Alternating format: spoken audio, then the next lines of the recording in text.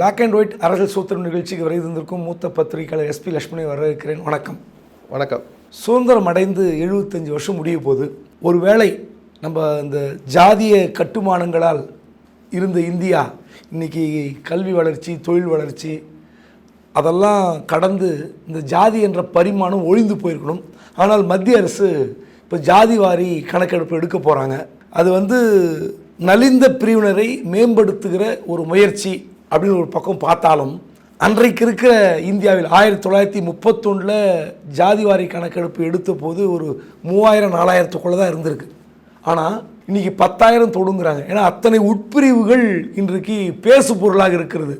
ஒரு மெயினாக ஒரு ஜாதினா அந்த ஜாதிக்கு கீழே 10-15 உட்பிரிவு இருப்பதாக சொல்கிறார்கள். அப்போது ஒரு 10,000 ஜாதிகள் இருக்கும்போது இந்த கணக்கெடுப்பு வந்தால் எங்களுக்கெல்லாம் இடஒதுக்கீடுன்னு கேட்பது தவறே இல்லை, எங்களை மேம்படுத்துங்கன்னு சொல்வது தப்பே இல்லை. ஆனால் மீண்டும் ஜாதிய ஆதிக்கம், ஜாதி சண்டைகள் இதன் காரணமாக வலுப்பெறுகிற வாய்ப்பு இருக்கா? தேசிய அளவில் காங்கிரஸ் கட்சி இதை ரொம்ப காலமாக வலியுறுத்திக்கிட்டு வந்தாங்க. பிஜேபி ஏதோ சில காரணங்களால் தள்ளி போட்டுக்கிட்டே வந்தாங்க.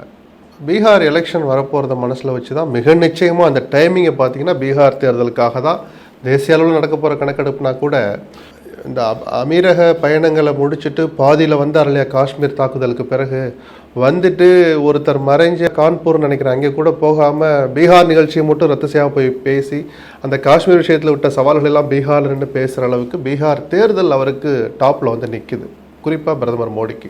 அதே தேர்தலை மனசு வச்சு, ஏன்னா அங்கே ஏற்கனவே இந்த மாதிரி ஒரு சாதிவாரி கணக்கெடுப்பு மாநில அரசை நடத்தி அதுக்கு எங்களுக்கு அதிகாரம் இருக்குன்னு சொன்ன பிறகு அது நீதிமன்றங்களால் அது தடை செய்யப்பட்டது. அது சட்டப்பூர்வமானதாக இல்லை. அப்போ எதுக்காக நீங்கள் நினைக்கிற மாதிரி இல்லை, எடுத்த உடனே அந்த முடிவுக்கு வந்துட முடியாது. ஜாதிய மோதல்கள் வரப்போகுது, உணர்வுகள் மேலோங்கும், அப்படி இல்லை. சொசைட்டி மாறிடுச்சு, சமுதாயம் கடந்து பழகிறது, நட்புகளை வளர்க்கிறதுன்ற அந்த எண்ணம் மேலோங்கிடுச்சு. எல்லா அரசியல் கட்சிகளும் இந்தியாவில் இந்த அறிவிப்பை வரவேற்கிறாங்க. அப்போ அவங்க என்ன கூடுதலாக நம்ம எதிர்பார்க்குறோம் அப்படின்னா, அவங்களுக்கு ஒரு பொறுப்புணர்வு இருக்கணும்னு நினச்சி, நீங்கள் நினைக்கிற அந்த ஆபத்து சுத்தமாக இல்லைன்னு நான் சொல்ல மாட்டேன். அப்படி ஒரு சூழல் ஏற்படாமல் தடுக்கிற பொறுப்பும் கடமையும் எல்லா அரசியல் கட்சிகளுக்கும் இருக்குது. ஏன்னா இந்த சாதிய மோதல்களுக்கு பின்னால் எங்கோ ஒரு இடத்துல நேரடியாகவோ மறைமுகமாக இருப்பது ஏதோ ஒரு அமைப்பும் ஒரு அரசியல் கட்சியும் தான், அது எந்த மாநிலம் வேணாலும் இருக்கட்டும். அப்போ இப்படி ஒரு எண்ணிக்கை வெளியே தெரிஞ்ச பிறகு நெகட்டிவாக இருக்குதுன்னு நினைச்சோன்னா ஒரு ஆபத்துன்னு சொன்னால், நீங்கள் சொன்னால் அந்த நாங்கள் இவ்வளோ பேர் இருக்கிறோம், நீ இவ்வளோ தான் இருக்கிறேன்னு அந்த ஒப்பீட்டு அளவில் சில வார்த்தைகள் வெடித்து அது மோதலாக மாறாமல் பார்த்து கொள்கிற கடமை அரசியல் கட்சிகளுக்கு இருக்குது. இன்னொரு ஆங்கிளில் பார்த்தா, ஒட்டுமொத்த இந்தியாவிலே தமிழ்நாட்டில் மட்டும்தான் 69% இடஒதுக்கீடு இருக்குது. அந்த 69 சில நேரங்களில் பத்த மாட்டேது. அந்த 69 அமல்படுத்துறதுக்கே பல தடைகள் வருது. நமக்கே இந்த கதின்னா 50% ஒரு சீலிங் வச்சுருக்காங்க உச்சநீதிமன்றம் மற்ற எல்லா மாநிலங்களையும். ஆனால் இந்த 69 அல்லது அதற்கும் மேலான இடஒதுக்கீடை பெற வேண்டிய மாநிலங்கள் பீகார் உட்பட எவ்வளவோ இருக்குது.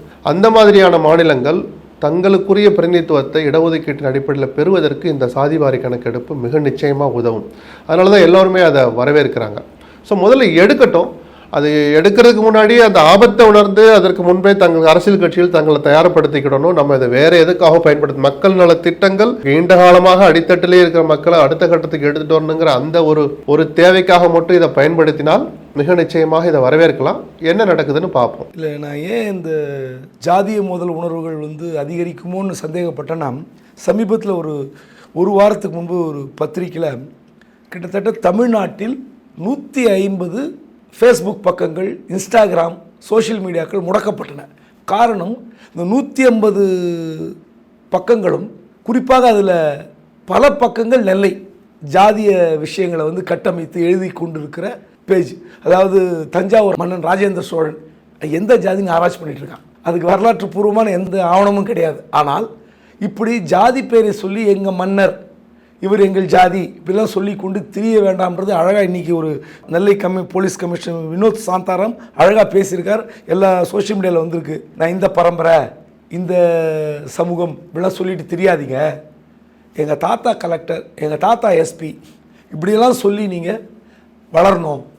ஆண்ட பரம்பரை என்பது உண்மையிலே இப்போ யார், ஒரு எஸ்பி, கலெக்டர், இதை சொல்லுங்கள் அப்படின்னு சொல்கிறார். இப்போ அந்த அளவுக்கு நெல்லை போலீஸ் கமிஷனர் பேசினார்ன்றதுக்காகவோ இல்லை ஒரு 150 பக்கங்கள் முடக்கியதற்காக கேட்கல. இது நீங்கள் சொன்ன மாதிரி எல்லா அரசியல் கட்சிகளுக்கும் பொறுப்புண்டு. ஆனால் நலிந்த பிரிவினரை மேம்படுத்துவது ஒரு பக்கம். ஆனால் எப்படி போய் முடியும்னா, நாங்கள்லாம் இவ்வளோ இருக்கிறோம், அப்போ எங்களுக்கு இத்தனை நாளாக வந்து அநீதி என்று சொல்லி ஒரு கூட்டம் கிளம்பி போராட்டம்னு வந்தால் அது ஒரு சிக்கலாக மாறாதா?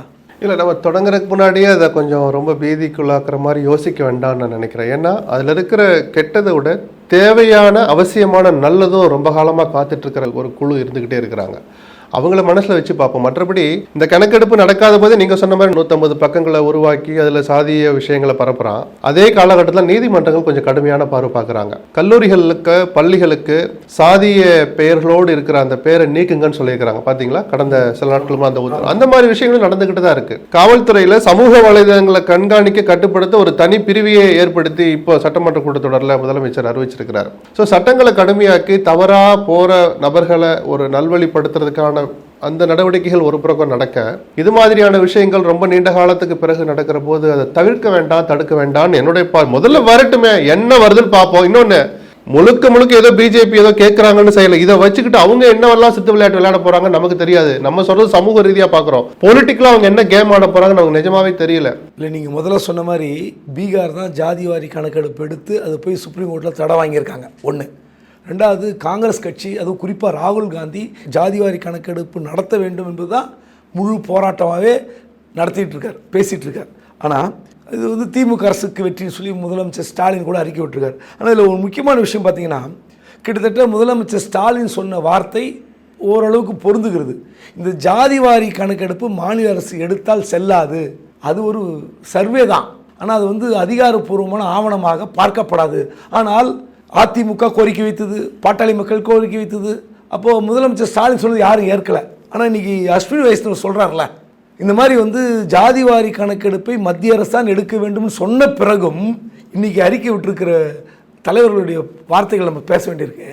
அண்ணாமலை, அந்த கட்சியினுடைய முன்னாள் தலைவர், சொல்கிறாரு, கடந்த 2020 அதிமுக அரசு ஜாதிவாரி கணக்கெடுப்பு நடத்த குலசேகரன் ஆணையத்தை அமைத்தது. இந்த பணியை முடிக்க ஆணையம் கூடுதலாக 6 மாத காலம் அவகாசம் கோரியது. ஆனால் 2021 ஆட்சிக்கு வந்த திமுக அரசு மறுத்துவிட்டது. ஜாதிவாரி கணக்கெடுப்பை நடத்த முடிவு செய்திருப்பது சமூக சமூகத்தை வெளிப்படுத்துகிறது. மாநில அரசுக்கு அந்த ரோலே இல்லைன்னு அந்த மத்திய அமைச்சர் சொல்றாரு. திரும்ப திரும்ப அரசியலுக்கு தான் அரசு இவங்க மட்டும் இல்ல, எல்லாரும் அரசியல். இப்ப நான் எங்களுக்கு கிடைத்த வெற்றின்னு ஸ்டாலின் கிளைம் பண்ணலாம். இது மாதிரி எல்லா கட்சி அதிமுக அந்த குழுவை போட்டதே நாங்க தான், அவங்களும் தான் கிளைம் பண்ணுவோம். இதெல்லாம் கடந்து போயிடணும். இதை நம்ம உட்கார்ந்து விவாதிச்சோம்னாலே ஏதோ ஒரு நல்லதுக்காக ஒன்று நடக்க போகுது, அதை நம்ம கொஞ்சம் தடுக்கிறதோ தாமதப்படுத்துறதோ பலவீனப்படுத்துறதோ ஆயிடுன்னு தான். நடக்கட்டும், அப்புறம் பார்த்துக்கலான்னு தாண்டி வந்துடலான்றான். இன்னொரு முக்கியமான விஷயம், முதலமைச்சர் ஸ்டாலின் மயிலாப்பூர் எம்எல்ஏ வேலு இல்ல திருமண விழாவில் பேசும்போது வழக்கமாக வந்து எங்கே பேசினாலும் 200+200க்கு அதிகமான தொகுதிகளை திமுக கூட்டணி வெற்றி பெறும் இது சொன்னார். ஓகே, அவ்வளோ பரவாயில்ல. ஆனால் ஒரு பெரிய குண்டு போட்டார். ஏதோ கல்யாண வீட்டில் வந்தவங்க 220 கிடைக்கும் அப்படின்னு பேசுறதுக்கு எதுக்கு கஞ்சத்தனம் உங்களுக்கு? 234 ஜெயிப்போம்னு சொல்லுங்கன்றார். அதாவது இது அதீத நம்பிக்கைன்னு பார்க்குறீங்களா, அல்லது எதிர்கட்சிகள் டோட்டலாக பலமிழந்து கிடக்கிறதா? என்ன சொல்கிறாருன்னா, நம்ம எதிர்ப்பவர்கள் எந்த நிலையில் வந்தாலும் எந்த கூட்டணி அமைத்தாலும் ஒரு கை பார்ப்போம். அதாவது மத்திய அரசினுடைய வருமான வரித்துறை, அமலாக்கத்துறை, சிபிஐ, இப்படி எந்த ஏஜென்சி வந்தாலும் நம்மளை ஒன்றும் செய்ய முடியாதுங்கிறார். இல்லை, அந்த கல்யாண வீட்டில் கிட்டத்தட்ட எல்லா நிர்வாகிகளும், மூத்த அமைச்சர்கள், எல்லா அமைச்சர்களும் கிட்டத்தட்ட முக்கியமான நிர்வாகிகள் கலந்துருக்கிற ஒரு இடத்துல, அல்லது அங்கே பேசினா எங்கே போய் சேருங்கிறதெல்லாம் தெரிஞ்சுக்கிட்டு, கண்ணு கட்டிய தூரத்தில் தேர்தலை வச்சுக்கிட்டு முதலமைச்சர் அப்படி பேசினதை ஒரு கட்சி தலைவர் பேசின யதார்த்தமான பேச்சை தான் பார்க்குறேன். பட் நிஜம் அதுவாக இருக்கணும்னு அவசியம் இல்லை. அந்த நிர்வாகிகளுக்கு, தொண்டர்களுக்கு ஒரு உற்சாகத்தை, நம்பிக்கை ஏற்படுத்துறதுக்கு சொல்லப்பட்ட வார்த்தையாக தான் பார்க்குறேன். கண்ணு கட்டிய தூரத்தில் எதிரிகளே இல்லைன்னு சொன்ன ஜெயலலிதா ஒரு தன்னம்பிக்கையோட ஒரு தேர்தல் எதிர்கொண்டு எல்லா தொகுதிகளையும் இரட்டையில நிற்க வச்சு கிட்டத்தட்ட 140க்குள்ளதான் ஜெயிச்சார். அப்ப மீதி இடங்கள்ல யார் ஜெயிச்சார்? ஒன்று, கண்ணு கட்டிய தூரத்தில் எதிரிகளே இல்லைன்னா எப்படி 80 பேர் ஜெயிச்சா 90 பேர் ஜெயிச்சான்னு ஒரு கேள்வி வருது. இதெல்லாம் இதுல வாங்கி இதில் விட்டுட்டு போய்கிட்டே இருக்கணும். எனக்கு தெரிஞ்சு அதிமுக பிஜேபி கூட்டணி ஏற்பட்ட பிறகு திமுக வட்டாரத்தில் ஒரு சின்ன ஒரு பதட்டம் ஏற்பட்டிருக்கிறத மறுக்க முடியாது. வாக்கு வங்கி அடிப்படையில் நம்மளை அவங்க வீழ்த்த போறாங்கன்னு அந்த பயம் இல்லை. நமக்கு எல்லா வகையிலும் குடைச்சல் கொடுக்கிற பிஜேபி என்கிற மத்தியில் ஆளுகிற ஒரு ஆயுதம் அதிமுக கைகள்ல இருக்கு, அல்லது அதிமுக இருக்கிற பக்கம் போய் சேர்ந்துடுச்சுங்கிற அந்த பதட்டம் தான். இந்த ஷா மட்டுமல்ல, எத்தனை ஷாக்கள் வேண்டுமானாலும் சேர்ந்து வாங்க, இங்க ஒன்றும் பண்ண முடியாதுன்னு சொன்ன அந்த ஒரு சவால் ஆகட்டும், நேற்று கல்யாண வீட்டில் 220 230 சொன்னங்களாகட்டும், இதெல்லாம் அந்த இருட்டில் போற போது கொஞ்சம் பயத்தை மறைக்கிறதுக்கு பாடிக்கிட்டே போற மாதிரி தான் நான் நினைக்கிறேன். ஆனாலும் ஒரு கட்சி தலைவர் தன் நிர்வாகிகளுக்கு, தன் தொண்டர்களுக்கு நம்பிக்கையும் உற்சாகத்தையும் ஏற்படுத்துறதுக்கு பேசின பேச்சுங்கிறதை நான் முழுமையாக நிராகரிக்க விரும்பல. மற்றபடி அரசியல்வாதி பேசின ஒரு யதார்த்தமான பேச்சு தான் அது. அதுக்கு அவ்வளோ முக்கியத்துவம் தர வேண்டியதில்லை. அது நடக்க போறதும் இல்லை. இல்லை, கள யதார்த்தம் என்ன என்பது நமக்கும் தெரியும், உங்களுக்கும் தெரியும். குறிப்பாக உளவுத்துறையை கையில் வைத்திருக்கிற ஸ்டாலினுக்கு நன்றாக தெரியும். நீங்கள் 10 வருஷம் அதிமுக ஆட்சி 2011 to 2001 அந்த ஆன்டி இன்கம்பன்சிலே நீங்கள் ஆட்சி பிடிக்கும்போது கொங்கு மண்டலம் எப்படி சரிவானது?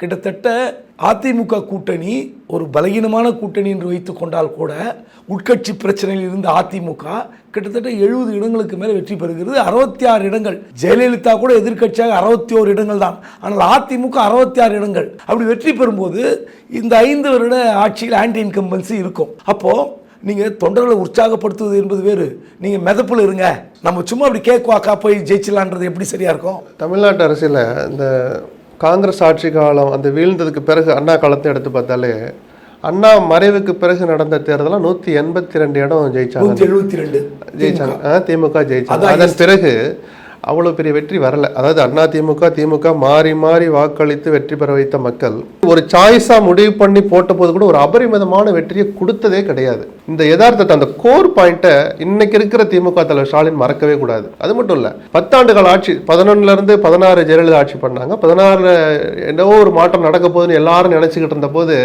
மாற்றம் நடக்கல. இவர் ஏதோ அக்ரஹாரத்துக்குள்ளெல்லாம் நடந்தார் ஸ்டாலின், ஞாபகம் இருக்கா? நமக்கு நாமேன்னு ஒரு தலைப்பை வச்சுக்கிட்டு மாநிலம் முழுக்க நடைபயணம் முடிஞ்ச வரைக்கும் நடந்தார். போகக்கூடாத இடங்களுக்கெல்லாம் போனார். அவ்வளவெல்லாம் பண்ணி நமக்கு வெற்றி கிடைக்கல, மக்கள் நம்மளை ஏத்துக்கல ஏங்கிற கேள்வியை திமுக மறக்கவே கூடாது. தலைவர் யாராக இருந்தாலும். கலைஞர் மட்டும் நல்லா இருந்தானா அந்த 2016 தேர்தல் முடிவு அவ்வளோ தூரம் ஆய்வு பண்ணியிருப்பார்.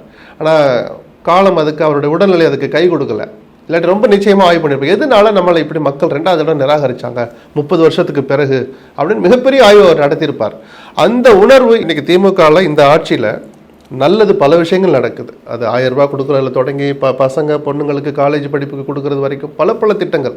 அதுக்கு ஈக்குவலாக விமர்சனங்களுக்கும் பஞ்சமே இல்லை. லஞ்சம் பெருக்கெடுத்து ஓடுது, நிர்வாக தவறுகள் பல நடக்குது, அதிகாரிகள் பிடிக்குள் போன முதலமைச்சர் ஸ்டாலின் இந்த நிமிடம் வரை மீண்டு வரவே இல்லை. இப்படி பல விஷயங்கள் இருந்தால் கூட நல்லதும் நடந்துகிட்டு இருக்கிறத நான் மறுக்கலாம். ஆனாலும் மக்கள் மனநிலை என்னங்கிற யதார்த்தத்தை முதல்ல நீங்க சொன்ன மாதிரி உளவுத்துறையை கையில் வைத்திருக்கிற ஸ்டாலின் புரிஞ்சுக்கணும். கொஞ்சம் மிதக்கமா இருந்தாருன்னா அவர் தங்களை தாங்களே ஏமாத்திக்கவங்களோன்னு எனக்கு ஒரு எண்ணம் இருக்கு. உஷாரா தான் இருக்கணும். ஏன்னா இப்போ ஏதோ அதிமுக பிஜேபி அணி மட்டும் அமைஞ்சிடுச்சுன்னு பார்க்க முடியாது. வெளியில ஏதேதோ பேச்சுக்கள் நடக்குது. விஜய் சொல்றார் ஒரு பேச்சுல, நான் எந்த சமரசத்துக்கும் ஆட்பட மாட்டேன், ஆனால் உங்களுக்கு ஒரு நல்லதுன்னா நான் எந்த அளவுக்கு இறங்கி வருவேங்கிறாரு. தேர்தல் கூட்டணியை பத்தி பேசுகிற போது அந்த வார்த்தை வருது.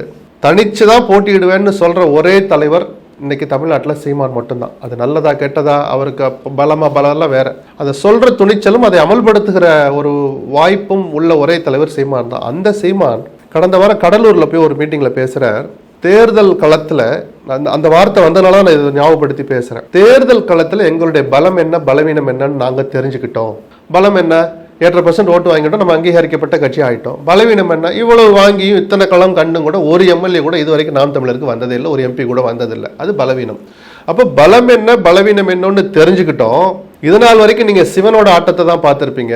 இனிமேல் எங்க ஆட்டத்தை பாருங்க, என் ஆட்டத்தை பாருங்கிறார். அதுவும் கூட்டணி தேர்தலை பத்தி பேசுற போது. அப்ப இந்த 2 பேருமே இன்னைக்கு ஏதோ தனித்து விடப்பட்டது போல் தெரிஞ்சாலும், தனிச்சுதான் நிப்பேன்னு சவால் விட்டாலும், கடைசி நேரத்தில் ஏதோ ஒண்ணு செய்ய போறாங்களோன்னு யாருமே மறுக்க முடியாத அளவுக்கு கருத்துக்களை தூவிக்கிட்டே போறாங்க. அது அவ்வளவு சுலபமா கடக்க முடியாது. இந்த 2 பேர்ல யாராவது ஒருத்தர் அதிமுக அணியில் இணைந்தால் 1000 விமர்சனம் வரும். அதையும் தாண்டி அது வெற்றி பெறுகிற கூட்டணியா மாறுங்கிறதையும் ஸ்டாலின் மறக்க கூடாது, மறுக்கவும் கூடாது.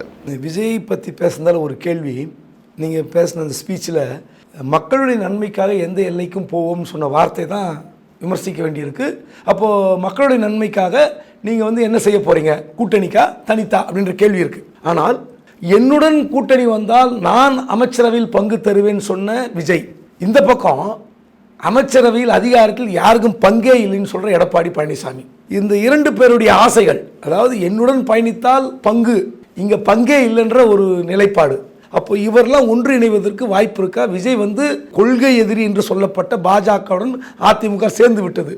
அந்த இடத்தில் விஜய் போவாரா? இல்ல, கொள்கை எதிரின்னு சொன்னது அதிமுகவுக்கு கொள்கை எதிரி நம்ம சொல்லாது. கிட்டத்தட்ட இயல்பான கூட்டணி தான். பல விஷயங்களை விஜயை பொறுத்த வரைக்கும் பாஜக கொள்கை எதிரின்னு விஜய், அதான் விஜய் அந்த பிரகடனப்படுத்தின விஜய் ஓய்வு பிரிவு பாதுகாப்பை எப்படி வாங்கினார்னு குறைஞ்சபட்ச நேர்மையோட இது வரைக்கும் வெளியே சொல்லியிருக்கிறாரா?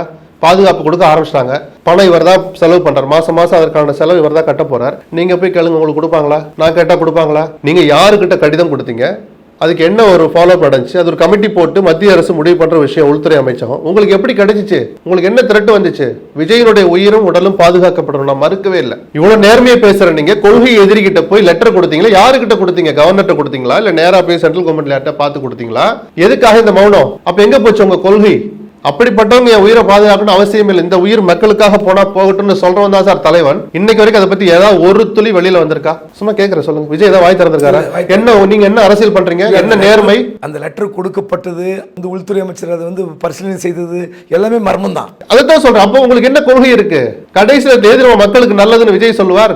இந்த மக்கள் விரோத ஆட்சி நடத்தி கொண்டிருக்கிற திமுகவை வீட்டுக்கு அனுப்புவதுதான் மக்கள் நலன் அப்படின்னு சொல்லிட்டு ஒரு பேனரை கட்டிக்கிட்டு நேரா எடப்பாடி கிட்ட போக மாட்டார்னு என்ன நிச்சயம்? அரசியல்ல எல்லாமே சாத்தியம், யாருக்குமே வெக்கம் கிடையாது. எடப்பாடிக்கும் பொருந்தும், விஜய்க்கும் பொருந்தும். யாருக்கிட்ட கொள்கை இருக்கு? கொள்கை அவங்களுக்கு இருக்கு. தேர்தல் வர நேரத்தில் அப்படியே மடிச்சு நல்லா மூட்டை கட்டி மேல பரன்ல போட்டுருவாங்க கொள்கைகளை பத்தி. அது பல பேர் வெளிப்படையாகவும் சொல்லிக்கிறாங்க. இது வந்து தேர்தலுக்கான கூட்டணி தான், தவிர கொள்கை சமரசம் அல்ல. ஒரே கொள்கைனா நாங்க எல்லாரும் ஒரு கட்சியை நடத்திருப்போமே. கூட்டணியில் இருக்கிற எல்லா கட்சிகளும் இந்த கருத்துக்களை வெவ்வேறு காலகட்டங்கள்ல சொல்லியிருக்காங்க. அப்படி எல்லாம் கொள்கை நம்பிக்கைலாம் நீங்க உங்ககிட்ட போக மாட்டாங்க வரமாட்டாங்கன்னு சொல்லாதீங்க. தனிச்சுதான் நிப்பேன்னு சொல்ற சீமான் இந்த வார்த்தையை சொன்னதுக்கு அர்த்தம் நானும் ஒரு வாரமா மண்டையை கழுவிக்கிட்டு இருக்கிறேன். அப்ப ஏதோ ஒண்ணு செய்ய போறாரோ என்னமோன்னு. செய்யட்டும், அது அவருடைய உரிமை. அதை நானே சொல்லியிருக்கிறேன். எவ்வளவு காலத்து உங்க தம்பிமார்கள் இப்படி வீணாவே உழைக்க வச்சுக்கிட்டு இருப்பீங்க? 8% 10-15% கூட அவர் உயர்வார், நான் மறுக்கல. பிரயோஜனம் ஒரு எம்எல்ஏ கூட ஜெயிக்கலன்னா அந்த தம்பிமார்களுக்கு ஒரு சோர்வு வந்துரும்ன்ற நான். அவர் ஒரு முடிவு எடுக்க போறாரு. அப்போ இந்த நிமிடம் வரை கடைபிடிச்சிட்டு இருக்கிற அந்த தனித்து தான் போட்டிங்கிற கொள்கையவே சீமான் மறுபரிசீலனை பண்ண தயாராயிட்டாருங்கிற போது விஜய் கிட்ட அவ்வளவு பெரிய கொள்கை பிடிப்பு இருக்குன்னு நான் நம்பல. நான் அதை தப்புன்னு சொல்ல மாட்டேன். எல்லாரும் வெக்கம் இல்லாம இருக்கிற போது விஜய் மட்டும் வெக்கத்தோட இருக்கணும்னு அவசியம் கிடையாது. முக்கியமான கேள்வி, கடைசி கேள்வி. இப்போ வந்து அதிமுக பாஜக கூட்டணியில் ஒருவேளை விஜய் வருவார் நம்ம யூகப்படி, சீமான் அங்கே போனார்னா பாட்டாளி மக்கள் கட்சிக்கு எப்படி எங்கே ஸ்பேஸ் இருக்கும், எவ்வளோ இடம் கொடுப்பாங்க, தேமுதிக எப்படி இடம் பெறும்? அப்போ வலிமையான கூட்டணி, திமுக வீழ்த்துவதற்கு ஒரு எதிரணி ஒரு வலிமையான கூட்டணி அமைக்கலாம், தவறில்லை. இவங்கெல்லாம் போய் சேரலாம் கூட, நீங்கள் சொன்ன மாதிரி வாய்ப்பு இருக்கும். ஆனால் இடம் இருக்குமா? அங்கே வந்து இப்போது திமுக வந்து இந்த கூட்டணியை உடைப்பதற்கு, இல்லை அந்த பக்கம் சேருகிற கூட்டணியை எப்படி பாட்டாளி மக்கள் கட்சி பார்லிமெண்ட் தேர்தலில் தனியாக நிற்க வைக்கிறதுக்கு திமுக ஒரு தந்திர வேலைகளை செய்ததோ அந்த மாதிரி செய்யுமா செய்யாதா? இல்லை, உளவுத்துறையினுடைய வேலையை அதானே சார். ஆளும் கட்சிக்கு சில வேலைகளை செய்ய போகிற உளவுத்துறை அதையும் தான் செய்வாங்க. தனிச்சு நிற்கிறதுக்கு முடிஞ்ச வரைக்கும் போராடுவாங்க. விஜய் அப்படியே நிற்க வைப்போம், யாரும் யாரோட சேர்ந்துடக்கூடாதுன்னு. விஜயும் சீமானும் சேர்ந்தா வேடிக்கை பார்ப்பாங்க. ஒரு வகையில் திமுகவுக்கு அது நல்லது. ஆனால் அந்த இருவரில் ஒருவரும் அந்த 2 பேரும் சேர்ந்து போய் இன்னொரு அணியில் சேர்ந்து அது ஆபத்தில் போய் முடியும்.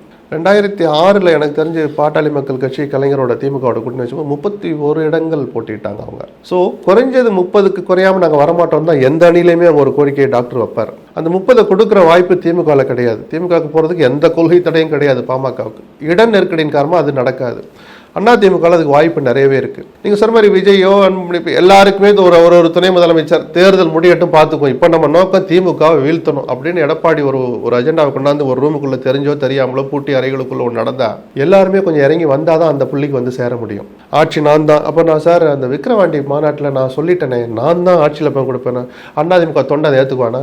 விஜய் முதலமைச்சர் ஆகிறக்கு அதிமுக கட்சி எங்கிட்டு இருக்கு சொல்லுங்க சார். சமரசத்துக்கு உட்பட்டு தான் வரணும். இன்னொன்று சொல்லட்டுமா, விஜய் சேருவார் வாய்ப்பு இருக்குன்னு சொல்றமே, அவர் சீமானோடு சேர்ந்தாலும் சரி, ஏதோ சமரசத்துக்கு உட்பட்டு பிஜேபியும் இடம்பெற்றிருக்கிற அதிமுக அணிக்கு வந்தாலும் சரி, விஜய் என்கிற பிம்பம் முதல்ல உடையும். ஏன்னா யாருமே சரியில்லைனாலும் நீங்க புது கட்சி ஆரம்பிக்கிறீங்க, இவரும் 10-11 அரசியல்வாதி தான் அப்படின்னு நினைச்சுக்கிட்டு அந்த ஒரு 10 பேர் ஓட்டு போட தேர்ந்தா 2 பேர் 3 பேர் ஆட்டோமேட்டிக்கா அவரை விட்டு விலகிடுவாங்க. ஆனால் விஜய் என்கிற அந்த பிரபலத்திற்காக அந்த ஈர்ப்பின் காரணமாக அந்த 7 பேர் அப்படியே ஸ்ட்ராங்காக தான் இருப்பாங்க. ஸோ அந்த 8%லேருந்து 10% இப்போ வாங்குவார்னு சொல்கிறல, என்னதான் குறைச்சி மதிப்பிட்டாலும் 6% விஜயால் நமக்கு கிடைக்குங்கிற கணக்கு புரியாதவர் அல்ல எடப்பாடி. அதனால் அவர் கடைசி வரைக்கும் போராடுவார் விஜயை கூப்பிடணும். அப்படி போக விடக்கூடாதுன்னு திமுகவும் சில வேலைகளை செய்வாங்க. என்ன நடக்குதுன்னு பொறுத்திருந்தா பார்க்கணும். அரங்கத்திற்கு வந்து பல்வேறு கருத்துக்களை தெரிவித்த உங்களுக்கு நன்றி. நன்றி.